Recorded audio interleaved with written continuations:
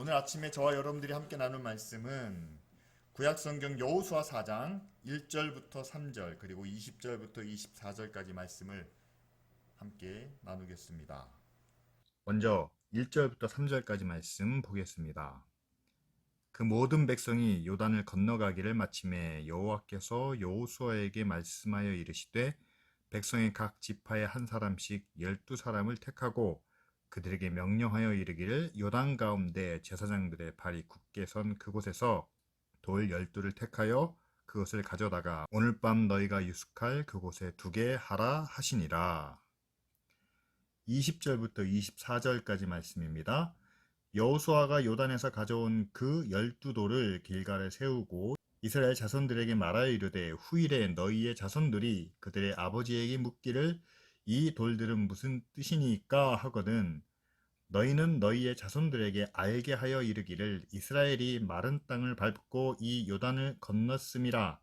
너희의 하나님 여호와께서 요단물을 너희 앞에서 마르게 하사 너희를 건너게 하신 것이 너희의 하나님 여호와께서 우리 앞에 홍해를 말리시고 우리를 건너게 하심과 같았나니 이는 땅의 모든 백성에게 여호와의 손이 강하신 것을 알게 하며 너희가 너희의 하나님 여호와를 항상 경외하게 하려 하심이라 하라. 아멘. 저희가 지난 여호수아 3장에서 이스라엘 백성들이 요단강을 건너 약속의 땅 가나안으로 들어가는 장면을 함께 살펴봤습니다. 그리고 오늘 4장은요. 하나님이 특별히 그 요단강을 건너면서 그것을 기념하게 하시는 그런 모습이 나타나죠. 이스라엘 백성들이 요단을 건널 때 그 물이 말라 마른 땅처럼 그 요단강을 건너게 하십니다. 그리고 이것은 이스라엘 백성들이 40년 전에 홍해를 건넌 것과 같은 기적이다라고 보여주시죠. 그런데 이번에는 하나님께서 그 백성들에게 요단강에 있는 그 강 바닥에 있는 돌을 각 지파별로 12개를 옮겨와서 그들이 머물 길갈에 쌓아 탑을 만들게 하십니다. 그리고 그 탑을 통해서 기념하라 라고 이렇게 말씀하시는 거죠. 자, 이스라엘 백성들이 하나님의 약속에 따라 가나안 땅에 들어왔습니다. 그런데 거기 들어온 것이 끝이 아니죠. 오히려 그것은 시작입니다. 약속의 땅에 들어왔으니 이제 그 땅을 정복하고 차지해야 합니다. 다시 말하면 성을 하나씩 하나씩 정복해야 하고 또한 그 성 주변에 있는 땅을 차지해서 이스라엘 백성들이 그곳에 정착해야 합니다. 그리고 난 후에는 이제 자신의 영역, 자신의 땅으로 여겨진 그곳에 하나님의 백성으로 하나님의 말씀과 하나님의 의와 하나님의 뜻대로 하나님의 뜻이 가나안 땅에 이루어지도록 하는 이것이 진정 하나님이 다스리시는 나라, 하나님의 다스리시는 땅, 그 의미가 아니겠습니까? 이제 그렇게 만드는 일이 그들 앞에 남았다는 거죠. 따라서 여러분 이렇게 생각하시기 바랍니다. 약속의 땅이니까 하나님이 약속하셨으니까 우리는 편안히 있으면 그냥 자연스럽게 물려받는 재산 정도로 생각하는 것이 아니라 하나님이 약속하셨기 때문에 우리가 하나님과 함께 싸워 정복해야 하는 땅으로 여겨야 한다는 사실이죠. 여러분, 우리가 하나님께 은혜로 받은 구원도 그렇습니다. 자, 우리가 믿음으로 말미암아 하나님의 은혜로 구원받았으니까 우리는 가만히 있어도 하나님의 자녀가 되지 않았습니까? 거기까지는 맞아요. 제가 하나님의 자녀가 되는데 제가 뭐 노력하거나 수고하거나 애쓴 것은 없습니다. 여러분들도 마찬가지죠. 그냥 우리는 예수 그리스도를 믿음으로 그 십자가의 은혜로 하나님의 자녀가 되었는데 여기까지는 전적으로 하나님의 은혜인데 하나님의 자녀가 된 후에 그냥 우리가 바로 천국에 가면 아무 문제가 없는데 여러분 하나님의 자녀가 된 후에 여러분 지금까지 몇 년을 살아오셨습니까? 아니면 앞으로 몇 년을 살아가실 예정이십니까? 하나님의 자녀가 된 것이 전부가 아니라는 거예요. 그냥 하나님의 자녀가 된 후에 우리가 박제된 동물처럼 가만히 멈춰선 가운데 천국으로 갈 수 있다면 모든 것이 다 하나님의 은혜인데, 성경을 보니까 우리가 하나님의 자녀가 된 후에는 하나님의 자녀로서 합당한 삶을 살아야 한다는 겁니다. 근데 하나님의 자녀로 살기 위해서 우리 주변 상황이 하나님이 직접 다스리시기 때문에 하나님의 의와 사랑과 선하심이 넘치는 그런 환경이라면 그나마 하나님의 자녀로 살기에 어렵지 않을 텐데, 문제가 덜할 텐데, 지금 우리의 세상은 어떻습니까? 우리의 삶의 환경은 성경이 말하는 것보다 훨씬 더 악하고 불의하고 뿐만 아니라 어둡다는 사실이죠. 자, 그렇다면 이스라엘 백성들이 가나안 땅에 들어가서 그 성들을 하나씩 하나씩 정복하고 또한 그들과 싸워야 하는 것처럼 우리도 하나님의 자녀가 되었으니 하나님의 의와 하나님의 영광을 위해서 어둡고 불의한 세상에 맞서서 우리도 그들의 거짓을, 그들의 악을 물리치기 위해서 함께 싸워야 되지 않겠습니까? 싸우다 보면 우리의 희생이 필요할 때도 있고 또한 믿음의 결단이 요구되는 상황도 있겠죠. 이것처럼 여러분, 하나님이 약속하신 그 구원을, 구원받은 하나님의 자녀로서 사는 것이 그냥 가만히 있어도 주어지는 은혜와 능력만은 아니라는 겁니다. 따라서 이스라엘 백성들이 이제 가나안 땅에, 그들에게 약속된 땅에 들어와서 느끼는 어떤 기대와 흥분도 있었겠죠. 그러나 가나안 백성들과 싸워야 한다는 그런 걱정과 두려움도 함께 가지고 있었을 겁니다. 우리도 마찬가지죠. 예수님의 십자가 은혜로 구원을 받아 하나님의 자녀가 되었습니다. 하나님이 약속하신 그 은혜와 축복이 얼마나 귀하고 좋은지 우리는 그것을 바라는 간절한 마음이 있겠죠. 또한 그 은혜와 축복을 가지고 우리는 이 어두운 세상과 불의하고 악한 세상에 맞서야 되는 그런 사명이 있습니다. 그렇다면 어떻게 우리가 세상에 맞설 수 있습니까? 라는 걱정과 두려움이 또한 우리 가운데 있다는 사실입니다. 그래서 하나님께서는 이스라엘 백성들에게 가나안 땅에 그들이 들어서자마자 그 두려움과 그 근심을, 걱정을 극복하기 위한 기념탑을 세우게 하시죠. 여러분, 이스라엘 백성들이 가나안 땅에 들어왔을 때 하나님께서 그 땅을 다 깨끗하게 비워놓으시지 않고 이스라엘 백성과 하나님이 함께 그 땅을 정복하게 하셨습니다. 그런데 아직까지 그들이 정복한 성이 하나도 없어요. 이제 그들이 첫 번째로 정복할 여리고 성이 그들 앞에 딱 놓여져 있습니다. 그런데 그 성은 매우 크고 강대한 것으로 우리는 알고 있습니다. 그렇다면 이들이 얼마나 두려웠을까요? 이들이 얼마나 떨렸을까요? 그러나 그렇게 걱정하고 두려워하는 이스라엘 백성들에게 하나님이 주신 약속이 있습니다. 여러분, 우리가 지난 시간에 살펴본 대로 3장 10절에 보면 하나님께서 그들에게 주신 증거가 있습니다. 뭐냐면요, 이스라엘 백성들이 요단강을 하나님의 능력으로 건넜을 때 그것이 바로 하나님께서 가나안 족속들을 너희 앞에서 반드시 쫓아내리라 라는 약속의 증거로 주셨다는 사실이죠.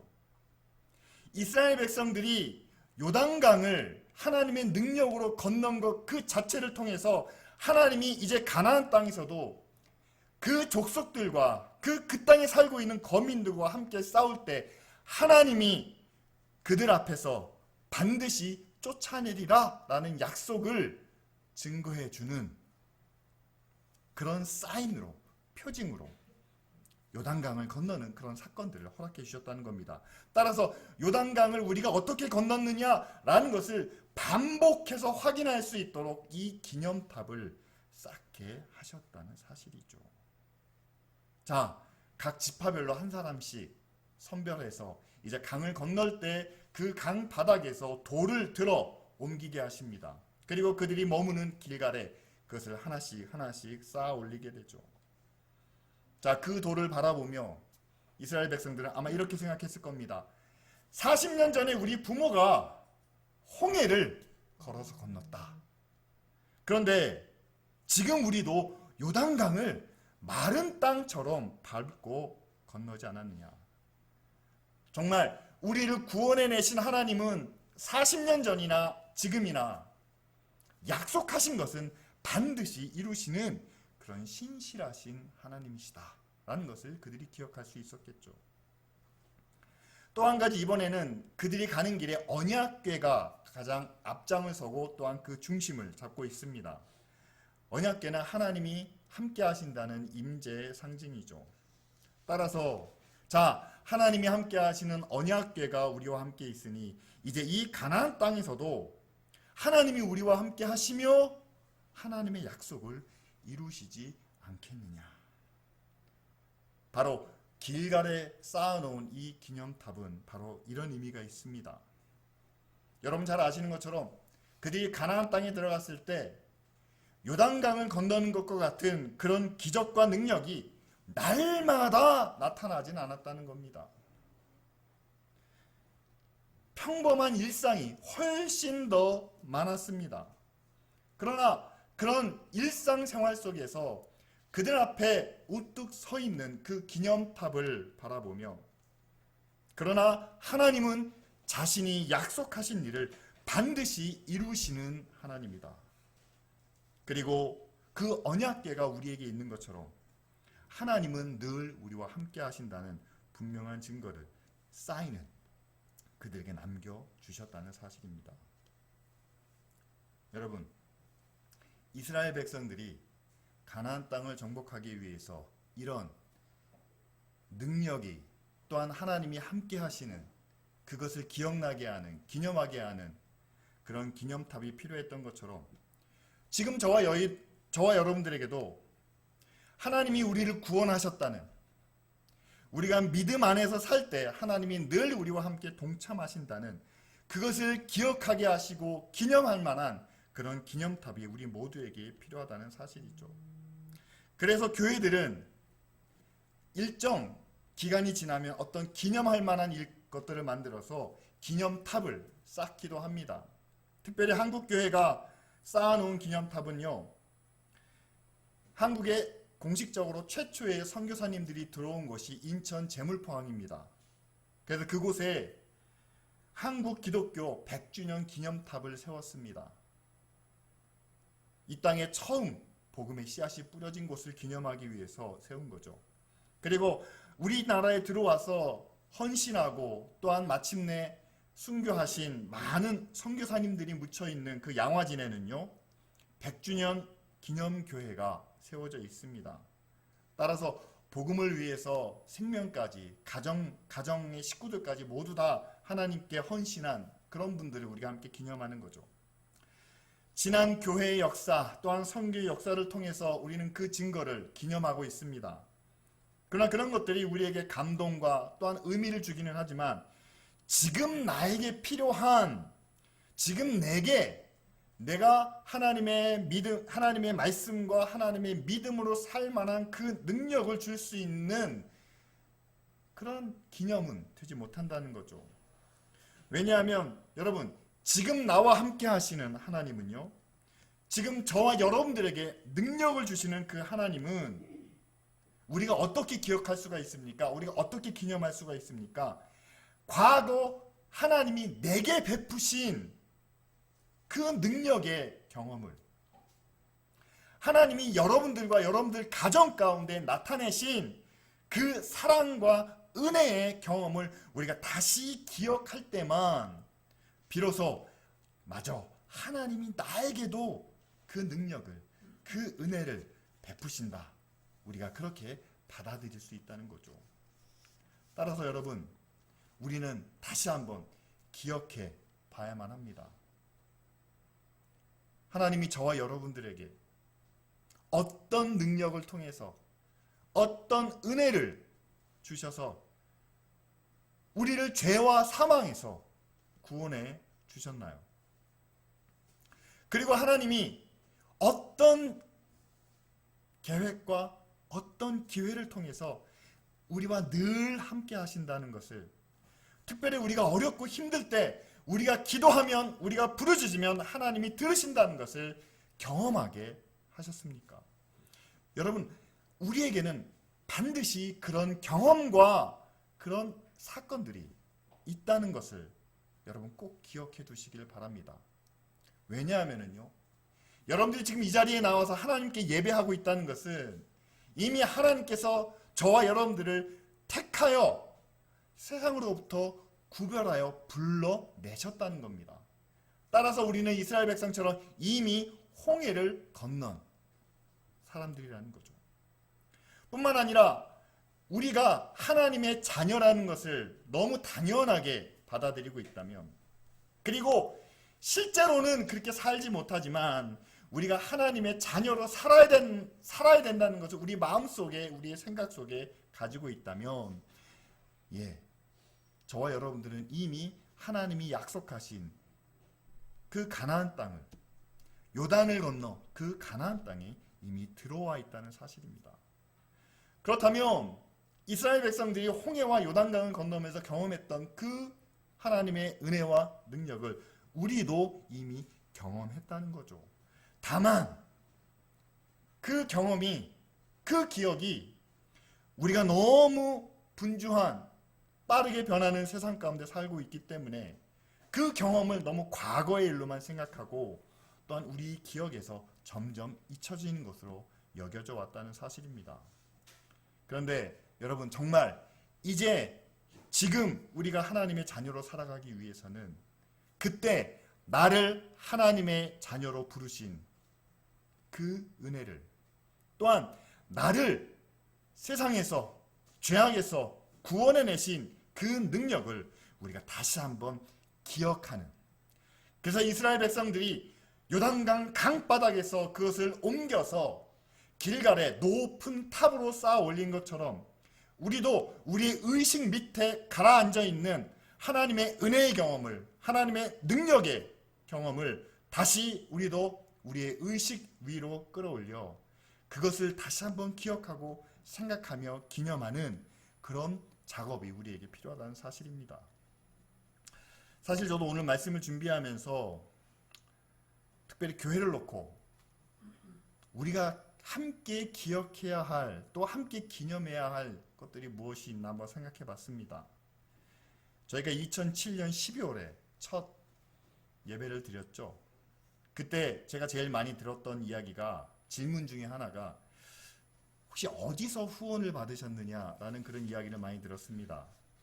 근데 저희는 어디서 후원받은 곳도 없고요.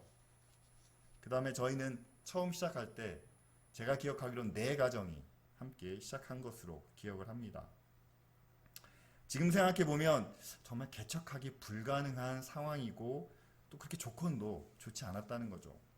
그래서 그때 제가 생각했던 게 지금도 기억이 납니다.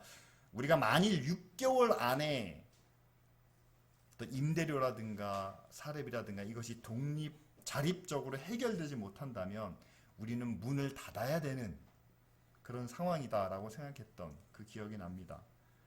정말 그랬어요. 특별히 후원받는 곳도 없었고, 거기다가 우리가 갖고 있는 다른 조건들도 그렇게 좋지 않았습니다. 그래서 6개월 이내에 어떻게 해서든지 우리가 재정적으로 좀 자립을 해야 되겠다. 그런데 6개월 안에 정말 임대료와 사례비가 다 채워지는 그런 상황이 되었습니다. 그뿐만이 아니죠. 저희들이 바로 그 다음 해부터 해외 선교사님들을 후원을 하고, 특별히 탄자니아 김보경 선교사님을 통해서 어린이 후원을 시작했던 것을 기억합니다. 처음에는 한 10명 정도 후원을 했고요.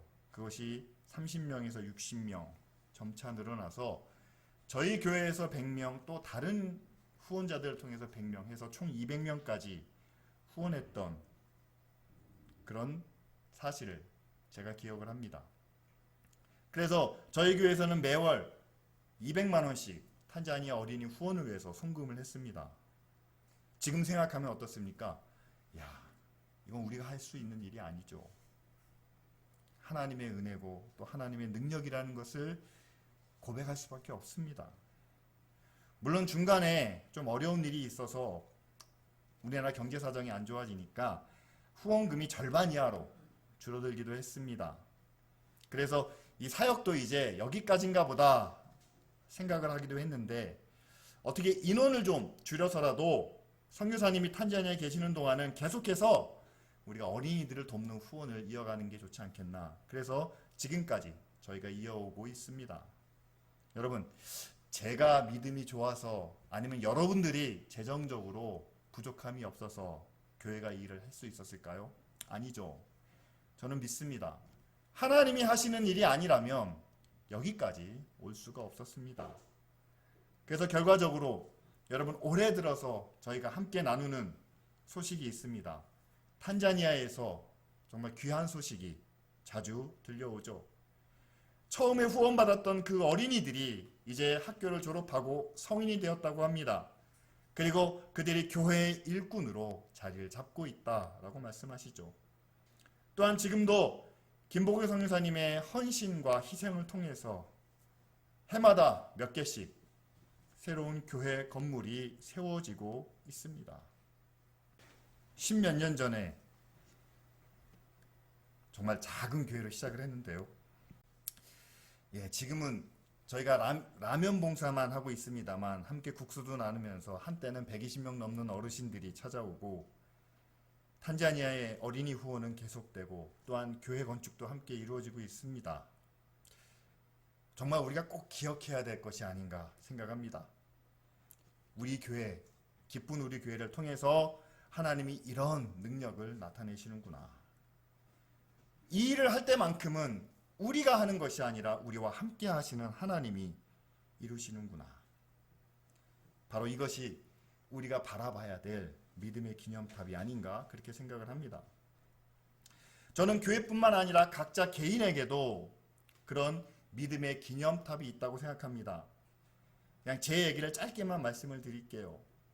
저는 그렇게 제 목회나 아니면 제가 신학교를 가는 데 있어서 특별한 어떤 사건이나 동기는 없습니다.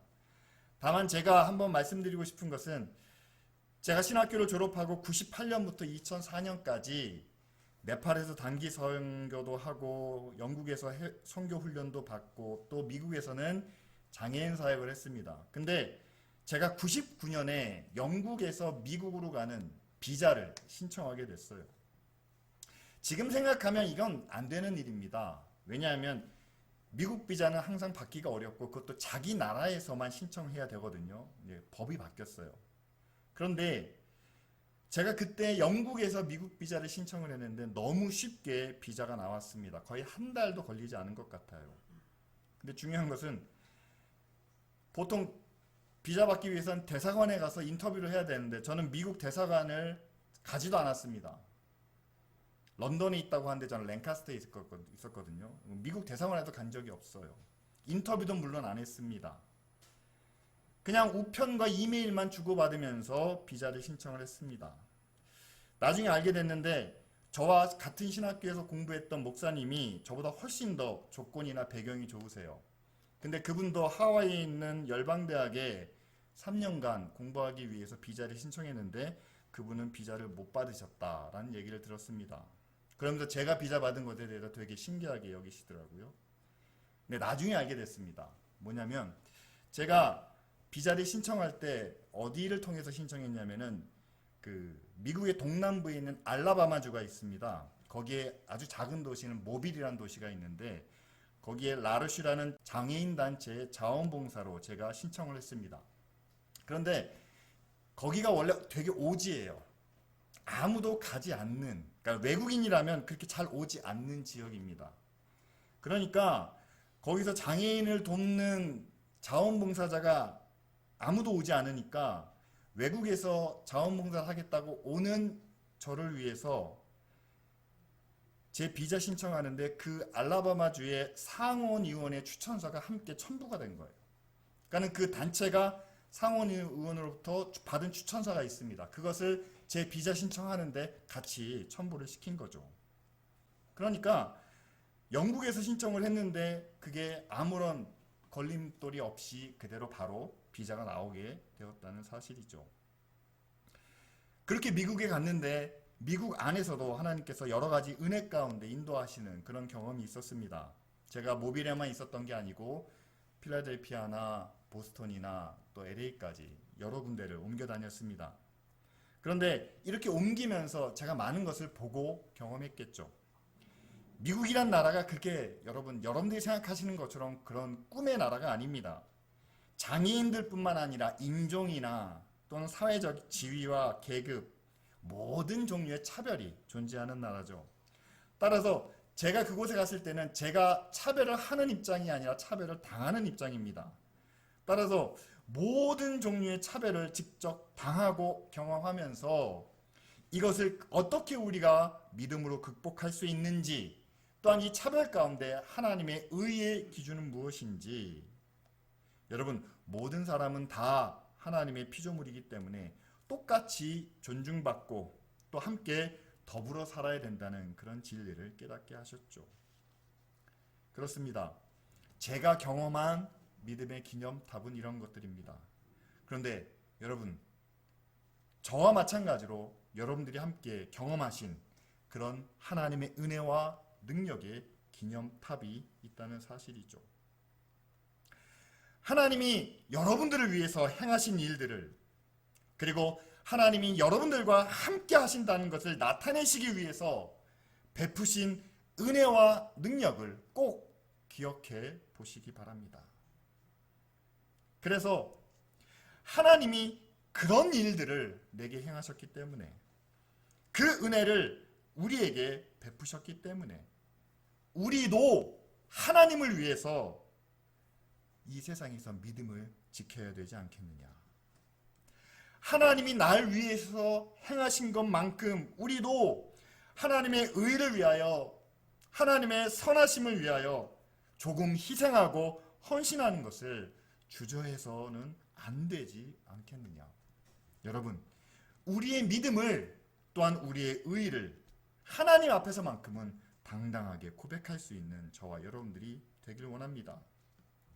여러분, 목사로서 받는 질문 가운데 이런 것들이 있습니다. 목사님, 왜 우리는 세상에서 이렇게 손해보는 삶을 살아야만 합니까? 이런다고 세상이 달라지는 건 아닌데요. 뿐만 아니라 우리가 이렇게 믿음으로 산다고, 의롭게 산다고 누가 알아주기나 합니까?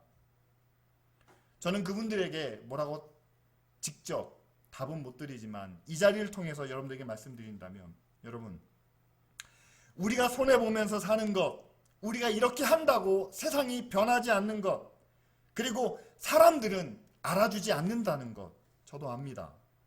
그러나 하나님은 아십니다. 우리가 하나님의 의를 지키지 못하는 것은요, 하나님의 의에 대한 우리의 믿음이 조금 불안하기 때문이죠. 의롭게 사는 것이 옳다는 것 알지만 그러나 그렇게 하지 못하는 것은 불안과 걱정 때문이 아니겠습니까?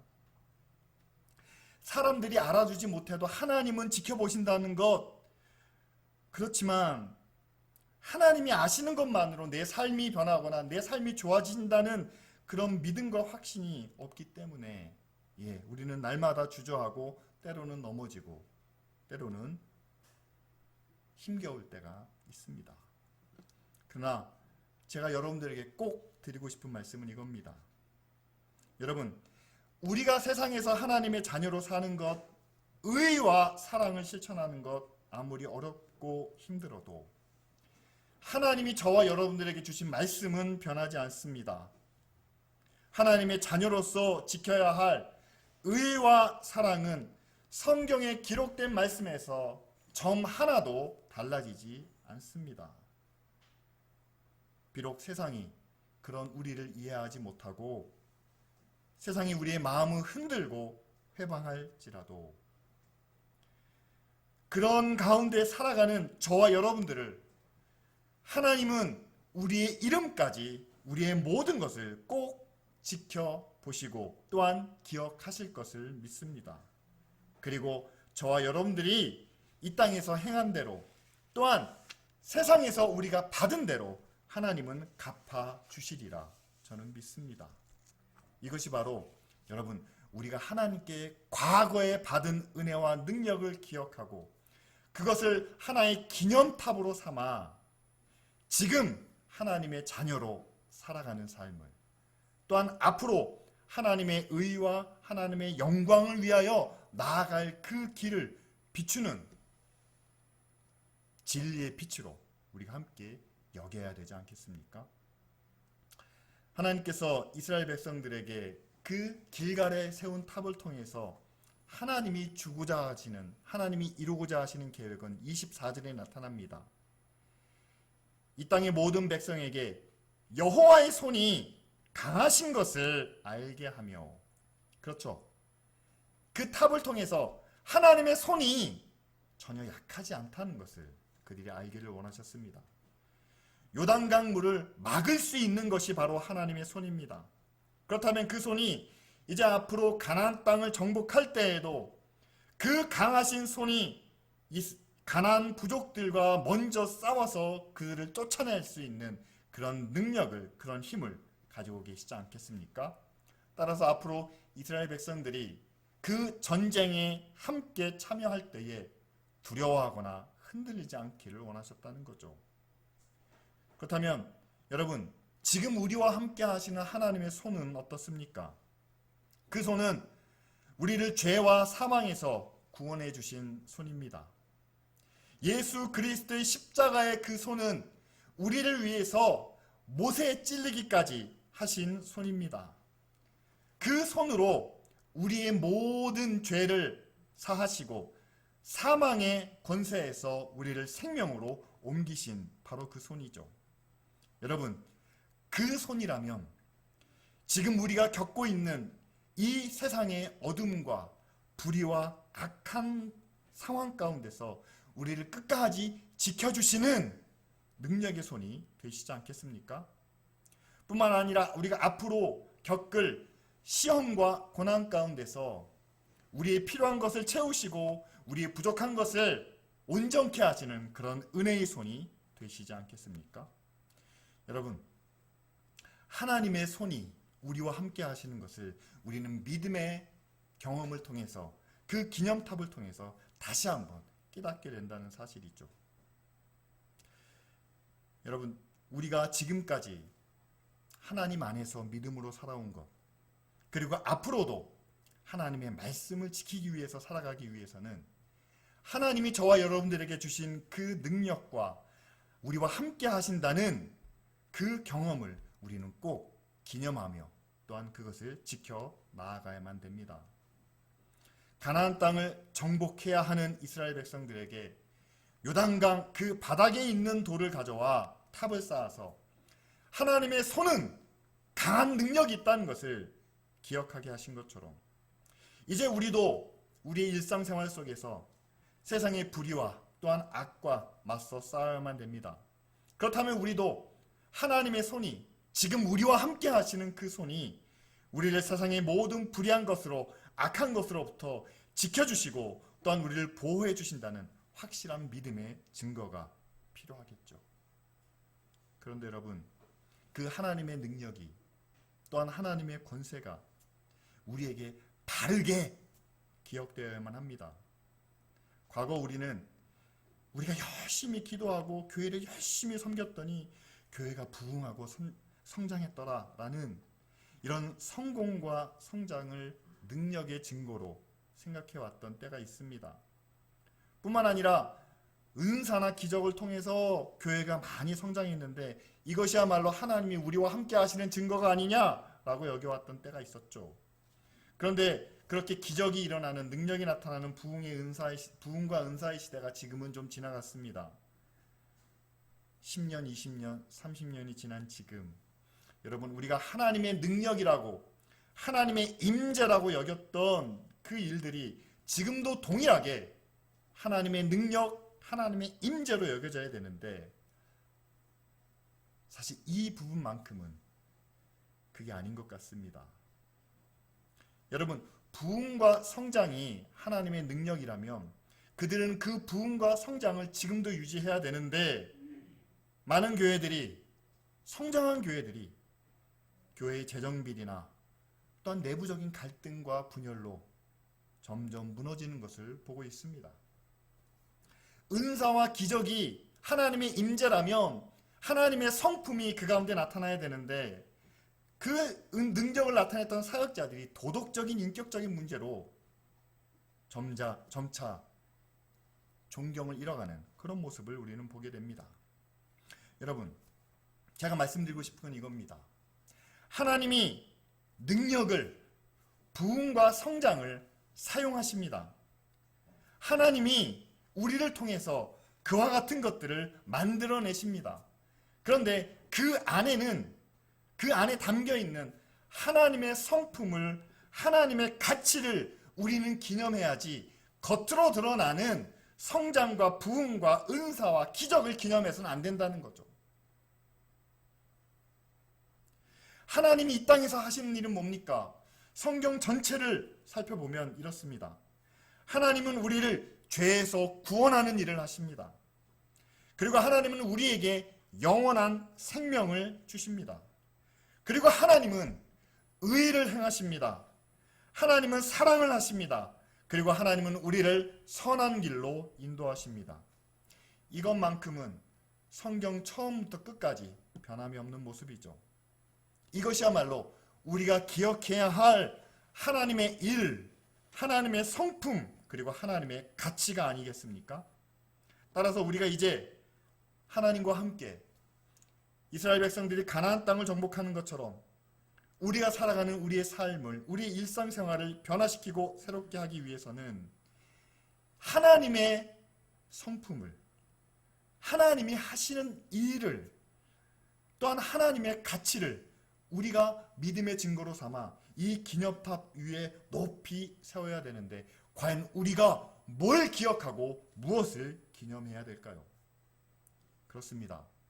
하나님이 저와 여러분들에게 약속해 주신 영원한 생명을 우리가 꼭 기억해야 되겠죠. 또한 자기 몸을, 자기 생명을 내어주시기까지 우리를 사랑하신 그 하나님의 사랑을 우리가 날마다 기념해야 되지 않겠습니까? 그리고 하나님의 의와 하나님의 선하심을, 이것은 우리가 단지 기억하고 기념하는 것뿐만 아니라 우리 자녀들에게도 가르치고 우리 자손들이 대대로 지켜 나아가야 할 것으로 가르치며 또 함께 지켜 나가야 되겠죠. 여러분, 우리의 믿음의 기념탑 위에 과연 무엇이 자리 잡아야 되는지 다시 한번 생각해 보시길 바랍니다. 많은 교회들이 우리는 믿음으로 일어서야만 됩니다. 우리는 믿음으로 빛을 나타내야만 됩니다. 그러기 위해서는 우리는 믿음으로 성공해야 되고 믿음으로 부흥해야 되고 하나님의 은혜와 능력으로 우리는 잘 돼야 됩니다. 라고 이야기합니다. 저는 그 말이 틀렸다고는 말하고 싶지 않습니다. 한 50%는 맞아요. 그러나 그 나머지 50%를 채우기 위해서는요, 여러분, 그것들은 하나님이 사용하시는 도구와 방법에 불과합니다. 정말 하나님이 우리에게 원하시는 것은, 우리가 믿음으로 기억하기를 원하시는 것은, 하나님은 우리가 하나님께 받은 그 영원한 생명을 결코 잊기 원하시지 않습니다. 뿐만 아니라 우리가 날마다 하나님이 우리를 사랑하신 것처럼 우리도 이웃을 사랑하며 그것을 기념하기 원하십니다. 그리고 하나님의 의로우신 것을, 하나님의 선한 모습을 자녀에게도 가르치며 대대손손 지켜가기를 원하십니다. 그것이 우리가 바라봐야 할 믿음의 기념탑 제일 위에 자리 잡아야 한다는 사실이죠. 사랑하는 성도 여러분, 이제 우리가 바라는 그 믿음의 기념탑 위에 거룩하신 예수 그리스도의 모습이 하나님의 사랑과 의가 자리 잡기를 원합니다. 따라서 우리가 그것을 바라볼 때마다 기쁜 우리 교회가 그 믿음의 기념탑을 향하여 나아갈 때마다 하나님께서 정말 이 험한 세상을 살아가는 우리와 함께 하시고 또한 우리에게 은혜와 능력을 베푸셔서 우리가 함께하고 있는 이 일원동 지역을 다스리며 정복하게 하시기를 원합니다. 그리고 이 교회에 속한 모든 가정, 한 사람 한 사람, 그 영혼 가운데 하나님이 함께 하셔서 정말 그 높게 세워진 하나님의 뜻을, 하나님의 모습을 우리가 바라볼 때마다 무엇보다 우리의 마음을 새롭게 하시고 또한 그 믿음의 증거들을 통해서 새롭게 결단하며 나아갈 수 있도록 여러분들을 하나님께서 지키시고 인도해 주시기를 간절히 소원합니다. 그런 교회 또한 그런 믿음의 사람들이 될 수 있도록 이 시간 다 같이 함께 통성으로 기도하시겠습니다.